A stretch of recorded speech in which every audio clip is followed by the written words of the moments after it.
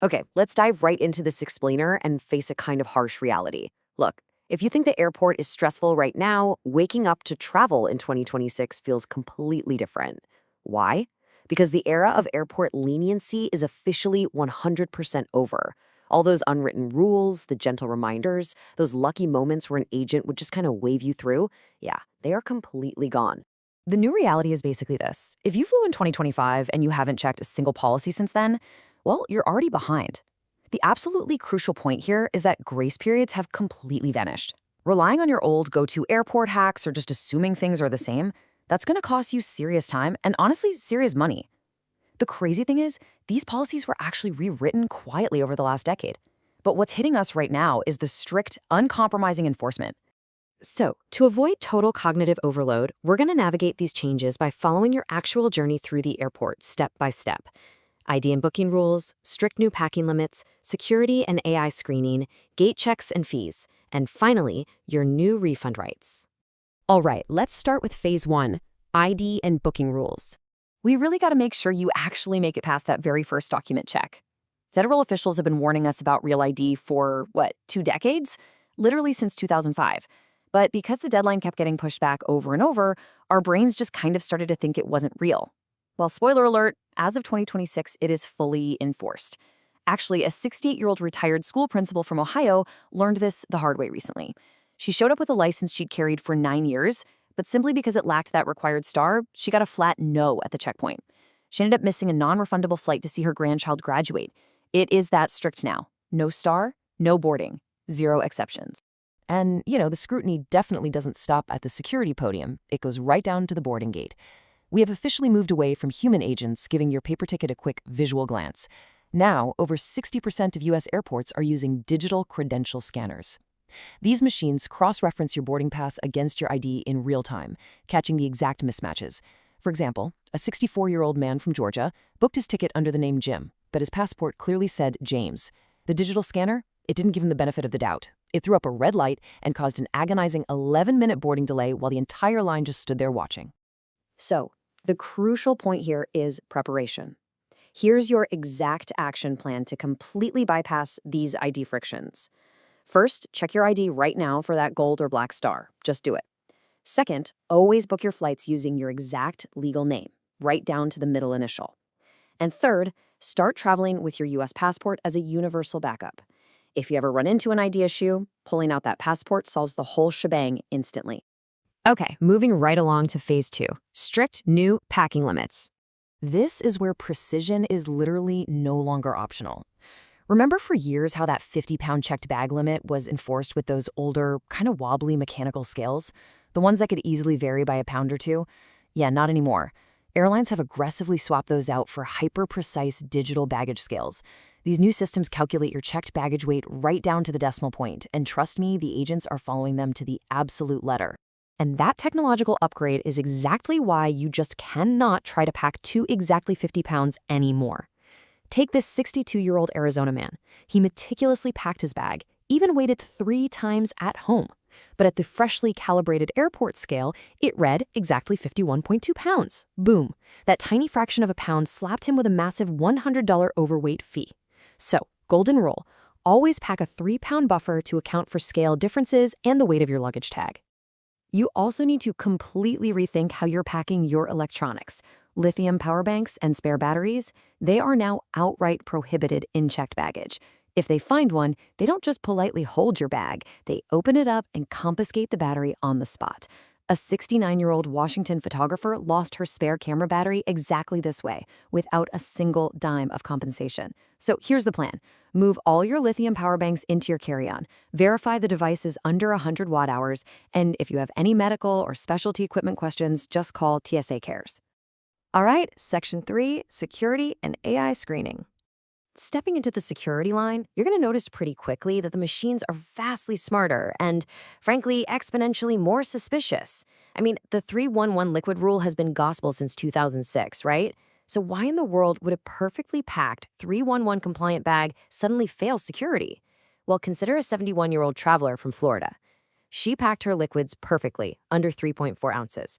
Yet her opaque face moisturizer triggered a frantic 22-minute delay and a whole secondary screening. The answer to that mystery lies in the massive rollout of new CT or computed tomography scanners. Unlike the old X-ray systems that really just looked at shapes, these new 3D machines actually read density and molecular signatures. That's exactly why our Florida traveler got stopped. Her opaque pump bottle couldn't be read clearly by the system. Basically, if the machine can't see through it or read its density, it automatically flags the bag for a manual test. So do yourself a massive favor and stick to clear, soft-sided travel bottles whenever you possibly can. Because these new CT scanners are so incredibly particular, that old laptops-only rule has drastically expanded. You see, electronics contain dense components that block the scanners. Now, you have to rapidly remove items like tablets larger than 7 inches, e-readers, portable gaming devices, and even large-screen smartphones if they're in thick cases. Keep all of those in a single pouch right at the top of your bag, just so you aren't that person holding up the entire security line while you're excavating for your Kindle. Furthermore, the airport is literally observing your physical behavior now. Opting out of a full-body scan, that now automatically places you in a secondary queue, resulting in wait times of 15 to 45 minutes. And it flags you in their system. On top of that, pacing anxiously, like a 73-year-old traveler did down in DFW just because of normal flight anxiety, will now trigger AI-assisted cameras.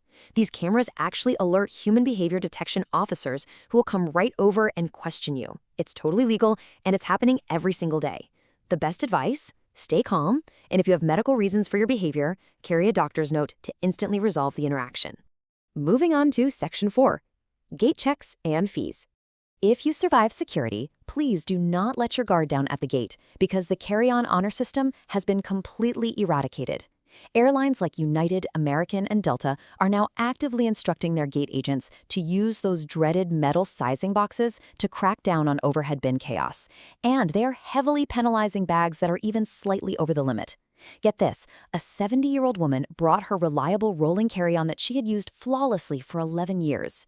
But the agent measured it. It failed the specific airline's height dimension by exactly 1 inch.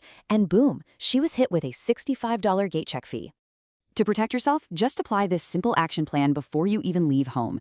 Number 1, measure your bags against the specific dimensions of the airline you're flying, not a general standard because they all differ slightly. Number 2, if your bag is borderline, just replace it. Honestly, the cost of one round-trip gate check fee basically buys you a new bag anyway. And number 3, critically, pack your medications and absolute essentials in your personal item that goes under the seat. That way, if your bag does get gate checked, you aren't left stranded without your valuables. And finally, Section 5, your new refund rates. Now for the silver lining. After exploring all these incredibly strict enforcements, there is one major 2026 rule designed entirely to empower you as a traveler.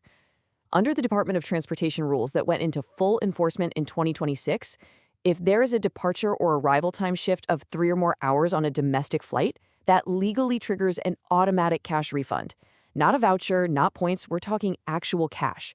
This shift is an absolute game changer for passengers. Think about before 2026. Airlines would hand a stranded traveler, like a 66-year-old Minnesota nurse whose flight got canceled, a totally confusing travel voucher. It'd be full of restrictions and then quietly expire before she could even use it. Now, offering those restrictive credits instead of cash is flat out illegal if your flight is significantly delayed or canceled. But here's the catch. Airlines definitely aren't running commercials to tell you about this, so you need to memorize this exact magic phrase, "Am I entitled to a cash refund under the DOT's 2024 refund rule?" Use this with any gate agent who's offering you a quick rebooking. If you just blindly accept a rebooking without asking for your cash refund, you might unintentionally waive your legal rights. Using that specific federal title, it gets their attention incredibly fast. Ultimately, what you should take away from this explainer is that the policies haven't just changed, they are being enforced with 0 exceptions. Now, none of these rules were designed purely to make your trip harder. I mean, the refund rules literally protect you, but they all require you to actually know they exist. The airport isn't going to brief you at the front door. Ignorance in 2026 is, well, it's just really expensive. Travelers who understand these invisible systems and strict enforcements, they move through airports seamlessly. They pack perfectly, they hand over the right ID, and they demand the cash refunds they're owed. So I'll leave you with this final thought to chew on before your next trip. Are you still relying on your 2025 travel habits, just hoping for leniency? Or are you ready to adapt, fly informed, and absolutely own the airport?